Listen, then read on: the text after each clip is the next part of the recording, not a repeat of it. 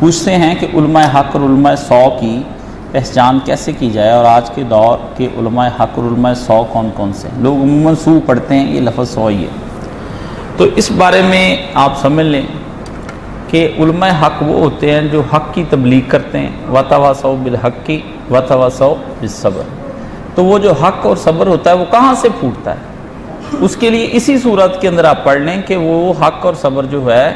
وہ پھوٹتا ہے ایمان سے، ٹھیک ہے نا۔ اللہ تعالیٰ کہتا ہے آمنوا وعاملوا الصالحات الا الذین، کیا ہے؟ آمنوا وعاملوا الصالحات۔ تو ان کا وہ جو ایمان سے ہی ان کا سب صبر اور حق جو ہے نا وہ پھوٹتا ہے، وہ کسی وقت میں بھی۔ اور اس کی زیادہ اچھی پہچان یہ ہوتی ہے کہ وہ لوگوں کو زندگی کی طرف جو دعوت دیتے ہیں وہ قرآن اور سنت پر مبنی ہوتی ہے، نہ کہ وہ ان کی خود ساختہ من گھڑت عقائد کے اوپر۔ وہ جو قرآن اور سنت پر مبنی دلائل ہوتے ہیں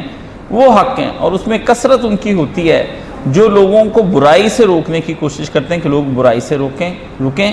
اور برے علماء وہ ہوتے ہیں جو لوگوں کو برائی کا ایک قسم کا حکم تو نہیں دیتے، لیکن کام اس طرح کے کرواتے ہیں کہ وہ سارے برائی بن جاتے ہیں، ٹھیک ہے۔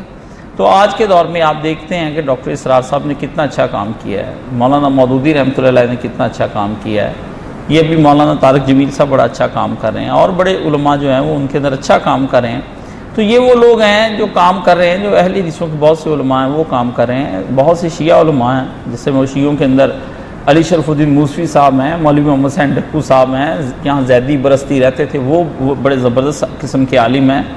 تو یہ لوگوں نے ہر فرقے کے اندر یہ علماء موجود ہیں، ایسا نہیں آپ کہہ سکتے کہ ایک فرقے کا عالم جو ہے نا وہی علماء حق ہے اور باقی کوئی نہیں ہے، ایسا کچھ نہیں ہے۔ آپ نہ کہہ ہی سکتے کہ اس کے سارے ہی اس فرقے کے جو علماء، نہیں، ایسا نہیں۔ ایک تو وہ باقاعدہ علماء ہونے چاہیے، خطیب نہیں ہونے چاہیے۔ آپ کو پتہ ہے خطیبوں کی تعداد زیادہ ہے، اور وہ زیادہ خطابت کے جوش اور خروش کے اندر لوگوں کو دین کی باتیں بتاتے ہیں، ان کے پاس دلائل کی شدید کمی ہوتی ہے، وہ دلائل نہیں بتا رہے ہوتے لوگوں کو کہ دلائل کس چیز کا نام ہے۔ تو وہ انکار کے پر بھی بعض لوگ مبنی ہوتے ہیں کہ انکار کرتے رہتے ہیں، جی یہ تو فلانوں کے عقائد ہیں نام لے کر، تو عقائد فلاں کے نہیں ہیں، بات عقیدے کی آپ نے دیکھ لی ہے، آپ اسے قرآن اور سنت سے ثابت کر دیں، وہ عقیدہ مانا جائے گا، جو نہیں ہوگا قرآن اور سنت سے اسے اٹھا کر پھینک دیں۔ تو علماء نے کام کیا ہے، اور یہ کام جا بجا کتابوں کے اندر بکھرا پڑا ہے۔ ایک آدھ عالم کی کتاب پڑھنے سے اس کا کوئی نہیں کہ آپ ایک آدھ عالم کی کتاب پڑھ لیں اور آپ کو کوئی فائدہ ہو جائے گا۔ عالم بننے کے لیے آپ کو بڑا جنرل مطالعہ اور کمپریہنسو مائنڈ کے ساتھ کرنا پڑے گا،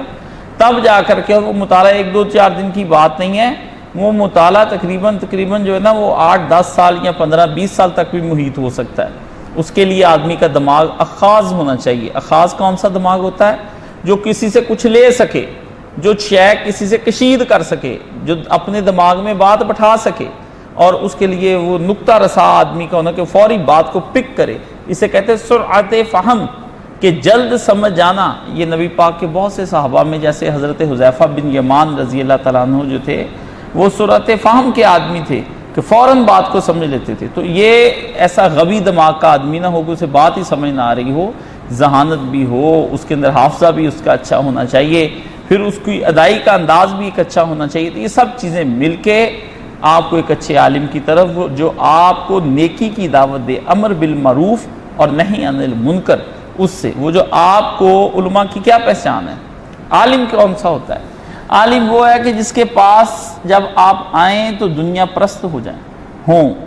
اور جب آپ کے اس سے پاس کے اٹھے تو آپ کو دنیا ایک مردار کتے کے علاوہ کبھی کچھ نظر آئے ہی نہ۔ یہ ہے عالم۔ علم کتابوں کے لکھنے کا نام نہیں ہے کہ اگر آپ کہیں کہ کسی نے پی ایچ ڈی کر لیا ہے، کسی نے درس نظامی کر لیا ہے، کوئی عربی بڑی اچھی بولتا ہے، کوئی قرات بڑی اچھی کرتا ہے، وہ کتابوں کے حوالے بڑے دیتا ہے، اس کا نام علم نہیں ہے۔ یہ معلومات اکٹھی کرنے والے کچھ لوگ ہیں، جیسا کہ آپ دیکھتے ہیں کہ بہت سارے لوگ بہت ساری چیزیں کہتے ہیں کہ مزدور کو لے آتا ہے، چلو ابھی یہ آٹا، یہ سیمنٹ، بجری سب اکٹھا کرو۔ نہیں، وہ عالم ہے کہ جب آپ اس کے پاس بیٹھ آئیں تو آپ دنیا پرست تھے، لیکن جب آپ جائیں تو آپ کے نزدیک دنیا کی حقیقت مکھی کے پر برابر بھی نہ ہو، آپ دنیا آخرت کا کچھ پیغام لے کر اس کے پاس سے جائیں، آپ کے ذہن میں کوئی آخرت کی تڑپ آئے، آپ کے اندر ایک سوچ بیدار کر دے کہ میں دنیا میں بے مقصد نہیں آیا ہوں۔ اگر تو وہ یہ سوچ اور اپروچ آپ کو پیدا کر کے دیتا ہے تو وہ چاہے کچھ بھی نہ عربی اور فارسی اور ہندی انگریزی اور کوئی کتاب اور کوئی ڈگری اس کے پاس درس نظامی کی اور ان سب چیزوں کی کوئی چیز جو ہے نا وہ اپنی نہ اس کے پاس ہو، لیکن فکر آخرت اس کے پاس ہو، وہ آپ کو آپ کی زندگی کے ایک ایک سانس کے احتساب کے بارے میں ڈرا دے کہ تجھے اپنے رب کے پاس جانا ہے اور ایک ایک سانس کا تجھے مول وہاں پر دینا ہے، ایک ایک روپے کا تمہیں وہاں پر حساب دینا ہے۔ خدا کو بتانا پڑے گا جوانی کہاں صرف کی گئی ہے، خدا کو بتانا پڑے گا کہ مال کہاں سے لیا تھا، خدا کو بتانا پڑے گا مال کس جگہ پہ خرچ کیا ہے۔ جب وہ تم کو 5 سوالوں کی تیاری کروا دے، وہ دنیا کا سب سے بڑا عالم ہے۔ اگر وہ تمہاری تیاری نہیں کراتا، وہ کہتا گناہ گار ہو نہ گھبراؤ، شفاعت ان کے گھر کی ہے، تمہیں دنیا پرست بنا دے اور تمہیں تمہاری زندگی پر مطمئن کر دے، وہی ہے تیرے زمانے کا امام برحق جو تجھے حاضر و موجود سے بیزار کرے۔ حاضر و موجود کیا ہے؟ جو میں جمعے پڑھا رہا ہوں، حاضر و موجود تمہاری ٹیکنالوجی ہے، تمہاری سائنس ہے اور تمہارا یہ فلسفہ ہے، وہی ہے تیرے زمانے کا امام برحق جو تجھے حاضر و موجود سے بیزار کرے، بیزار کر کے رکھ دے تجھے کہ یہ دنیا کی حقیقتیں کیا ہیں، کچھ نہیں ہے، دنیا کی لذتیں چند دن کی ہیں، اس کے بعد ختم ہو جائیں گی، ٹھیک ہے نا۔ موت کے آئینے میں دکھا کر تجھے رخ دوست زندگی اور بھی تیرے لیے دشوار کرے، تجھے اللہ تعالیٰ موت کے بعد اللہ تعالیٰ سے ملاقات کا اس قدر شوقین بنا دے، اس قدر اللہ کا پیار اور اللہ کی محبت اس قدر تیرے سامنے وہ بیان کر دے کہ تیرا جینا محال ہو جائے، تو کہ یا اللہ مجھے موت آئے، گھبرائے نہیں۔ نبی نے کہا تھا امت کی تباہی اس میں کراہیت الموت، موت سے نفرت کرو گے۔ قرآن مجید میں کہا ہے اللہ نے کہ جو اللہ سے، قرآن میں نبی پاک نے حدیث شریف میں بھی حدیث قدسی میں آتا ہے کہ جو اللہ سے ملنا چاہتا ہے تو اللہ بھی اس سے بہت ملنا چاہتا ہے۔ فرشتوں کو کہتا ہے میں اپنے، میرا بندہ کہتا ہے اللہ میں تجھ سے ملنا چاہتا ہوں مرنے کے بعد، تو اللہ کو بھی بہت شوق ہے اس سے ملنے کا۔ فرشتوں کو کہہ دیتا ہے کہ مجھے بھی بڑا شوق ہے، کب آئے، میں نے جو اس کی تقدیر لکھی اس کے مطابق یہ مر کے میرے پاس آئے تو پھر ہم دونوں بیٹھیں باتیں تو کریں، ہیں۔ اور فرمایا جو اللہ سے نفرت کرتا ہے ملنے سے، موت سے نفرت کا مطلب اللہ سے ملنے سے نفرت ہے، تو اللہ بھی اس سے نفرت کرتا ہے، میں بھی تجھ سے ملنا نہیں چاہتا۔ یہ ہے وہ عالم سچے کی پہچان کہ عالم تمہیں دنیا کی حیثیت کو بے وقت کر دے، ایک بات، دوسرا تمہیں آخرت کی فکر ڈال دے، 2 بات، تمہیں احتساب تمہارے ذہن میں ڈال دے، 3 بات، اور اس کے بعد اللہ سے ملنے کا اشتیاق پیدا کر دے۔ وہی عالم ہے، وہی مرشد ہے، وہی پیر ہے، وہی امام ہے، وہی پیشوا ہے، وہی ہادی ہے، وہی رہنما ہے، وہی رہبر ہے۔ وہ ہے جس کے پاس جا کر تمہیں دنیا یاد آئے نا، ہر وقت دنیا کی باتیں ہوتی رہیں اور دنیا کی زندگی کی عیش کی باتیں ہوتی رہیں، وہ عالم نہیں ہے۔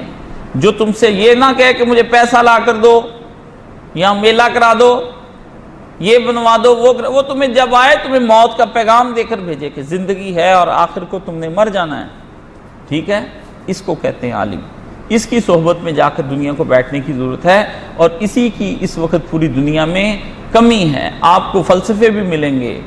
آپ کو دانشوریاں بھی ملیں گی، آپ کو حکمت کی باتیں بھی ملیں گی، آپ کو علم کی باتیں بھی ملیں گی، آپ کو فقہ کی باتیں بھی ملیں گی، اچھا مفسر قرآن بھی ہوگا، اچھا حدیث کا عالم بھی ہوگا، اچھا صوفی بھی ہوگا،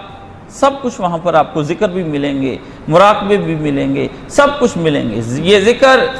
یہ مراقبے، یہ نیم شبی تیری خودی کے نگہباں نہیں تو کچھ بھی نہیں، اقبال نے کہا۔ اس نے کہا یہ ذکر جو کرتا ہے، جلیاں ڈالتا ہے، اللہ ہو اللہ ہو حق ہو حق ہو پڑھ رہا ہے، یہ مراقبے آنکھ بند کی ہوئی ہے، یہ تہجدیں، یہ نیم شبی تیری خودی کے نگہباں نہیں تو کچھ بھی نہیں۔ اگر انہوں نے تیرے اندر تیرا اپنا انسان ہونا تجھ پر ظاہر نہیں کیا تو کچھ بھی نہیں کیا، تیرا عبد ہونا تجھ کو ظاہر نہیں کیا کہ تو اللہ کا بندہ ہے، تو یہ ذکر مراقبے کچھ نہیں ہیں، یہ کتابیں، یہ لائبریریاں ہیں، یہ درس دروس، یہ محفلیں ذکر کی، یہ سیمینار، یہ مقالہ جات پڑھے جانے، یہ پی ایچ ڈی کی ڈگریاں اور بڑی بڑی چیزیں، کتابیں، تھیسز، یہ اگر تجھ کو اللہ کے قریب نہیں کرتی ہیں تو پھر تیرا ان سے کوئی تجھے حق والی علماء حق نہیں ہیں، علماء 100 ہیں، ٹھیک ہے۔